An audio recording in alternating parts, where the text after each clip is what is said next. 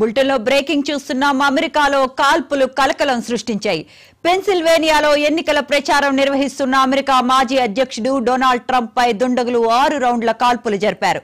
Trump ప్రసంగిస్తున్న సభావేదికకు 182 మీటర్ల దూరంలో ఎదురుగా ఉన్న భవనం నుంచి కాల్పులు జరపడంతో ఆయనకు చెవికి గాయమైంది. కాల్పులు జరిపిన వెంటనే అప్రమత్తమైన భద్రతా సిబ్బంది నిందితుల్ని చుట్టుముట్టి కాల్పులు జరిపాయి. ఈ కాల్పుల్లో 2 మరణించినట్లు సమాచారం.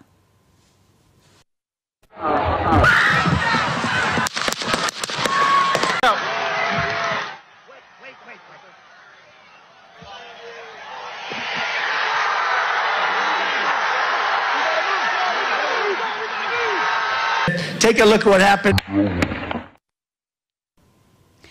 ఇక ట్రంప్ పై జరిగిన దాడి అధ్యక్షుడు బైడెన్ తీవ్రంగా ఖండించారు. ఇది సరైనది కాదు, ప్రతి ఒక్కరూ దీనిని ఖండించాలని బైడెన్ అన్నారు. ఈ సందర్భంగా ట్రంప్ తో త్వరలో మాట్లాడతానని ఆశిస్తున్నట్లు ఆయన చెప్పారు. Take a look at what happened.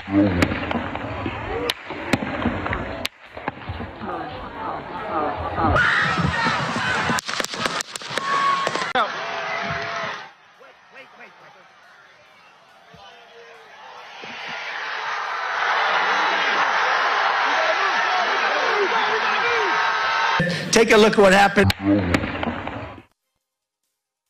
Vice president Kamala Harris సైతం ఎక్స్ వేదికగా స్పందించారు. ట్రంప్ త్వరగా కోలుకోవాలని, ఆయన కుటుంబ సభ్యులకు మనోధైర్యాన్ని నింపాలని కోరుకుంటున్నానని ఆయన హారిస్ అన్నారు.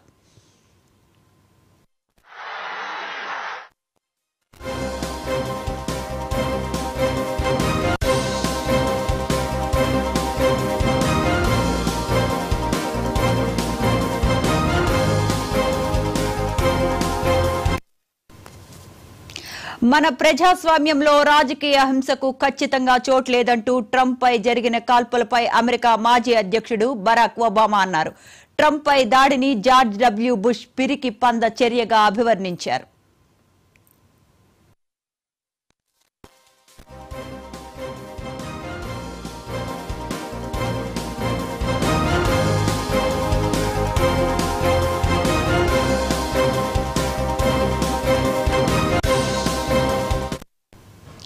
ట్రంప్ త్వరగా కోలుకోవాలని అపర కుబేరుడు మస్క్ ఆకాంక్షించారు. కాల్పుల తర్వాత ఓ చేత్తో రక్తమోడుతున్న తన చెవికి అడ్డంగా పెట్టుకోగా మరో చేత్తో పిడికిలిని బిగించి ట్రంప్ ఫోటోని ఆయన షేర్ చేశారు. ట్రంప్ కు అమెరికా అధ్యక్షుడు బైడెన్ ఫోన్ చేశారు. ట్రంప్ ఆరోగ్యంపై ఆరా తీశారు బైడెన్.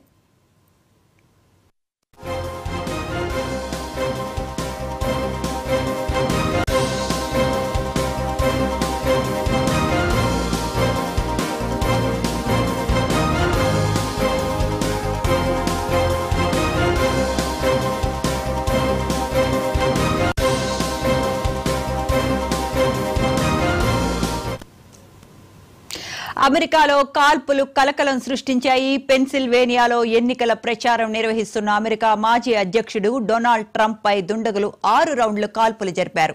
ఈ కాల్పులపై మరింత సమాచారాన్ని మా ప్లానింగ్ ఎడిటర్ సురేష్ గారు అందిస్తారు. సురేష్ గారు. స్రవంతి, అంటే మీకు తెలుసు అమెరికాలో దిగ్భ్రాంతికి గురి చేసే సంఘటన. అయితే దాని మీద అమెరికా అధ్యక్షుడు జో బైడెన్ కూడా ఖండించారు. హింసకి అమెరికాలో తావు లేదని చెప్తూ ఆయన కూడా స్పందించారు. అయితే శనివారం సాయంత్రం, అంటే అమెరికా సమయం ప్రకారం శనివారం సాయంత్రం 6:30 గంటలు ఈ సంఘటన చోటు చేసుకుంది.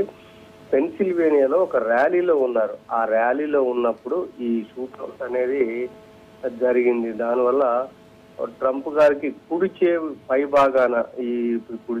భాగాన ఆ షూటింగ్ చేసినప్పుడు ఆ బుల్లెట్ దూసుకెళ్ళింది. ఆ దూసుకెళ్ళటం వల్ల ఆ కుడి చెవి పై భాగాన కొంత అంటే గాయమైంది. దాని మీద ఇమీడియట్ గా సెక్యూరిటీ అలర్ట్ అయ్యి ఆయన హాస్పిటల్కి తీసుకెళ్లారు. హాస్పిటల్లో ఆయన క్షేమంగానే ఉన్నట్టు సమాచారం, ఎలాంటి ఇబ్బంది లేదు. అయితే మీరు చెప్పినట్టుగా 5 రౌండ్లు కాల్పులు జరిపినట్టుగా చెప్తున్నారు. అయితే ఆ సీక్రెట్ సర్వీస్ వాళ్ళు అతను ఎవరైతే దుండగుడు ఉన్నారో ఆ దుండగుడిని కాల్చి చంపారు. ఈ ఘటన మీద వివిధ దేశాల అధ్యక్షులు కూడా దిగ్భ్రాంతిని వ్యక్తం చేశారు. ప్రధానమంత్రి నరేంద్ర మోడీ గారు కూడా ఈ అటాక్ ని అంటే మాజీ అధ్యక్షుడు డొనాల్డ్ ట్రంప్ ఒక స్నేహితుడి కింద అభివర్ణిస్తూ ఈ సంఘటనను ఏదైతే ఈ సంఘటనను తీవ్రంగా ఖండిస్తూ ప్రజాస్వామ్యంలో వైలెన్స్ అంటే హింసకు తావు లేదు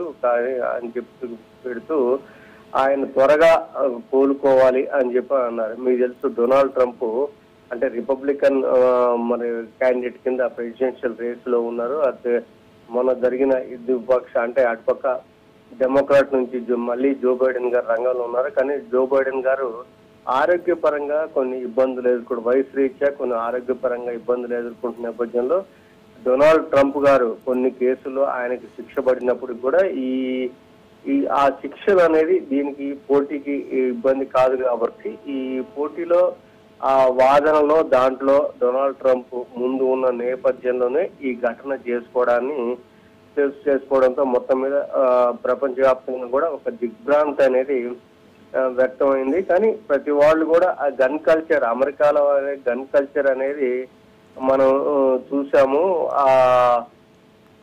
అలాంటి గన్ కల్చర్ కి మనకి స్వస్తి చెప్పాల్సిన అవసరం ఉందనే అమెరికా కూడా దానికి చర్యలు తీసుకునే ప్రయత్నం చేస్తున్నప్పుడు కూడా అది దానికి అంతం కాలేదు అనే అంశం ఈ ఘటనతోటి మనకు తెలుస్తుంది. అయితే మీకు తెలుసు ఆ బుల్లెట్ అంటే అన్ఎక్స్పెక్టెడ్ గా మాట్లాడుతున్న సందర్భంలో అనూహ్యంగా అట్లా చెవు పక్క నుంచి అలా దూసుకెళ్ళింది. మనం మామూలుగా విజువల్స్ కానీ ఇతరత్ర చూస్తే, కాకపోతే ఆయన ప్రాణాపాయం లేదు కాబట్టి అందరూ ఊపిరి పీల్చుకుంటున్నారు. శ్రవంతి.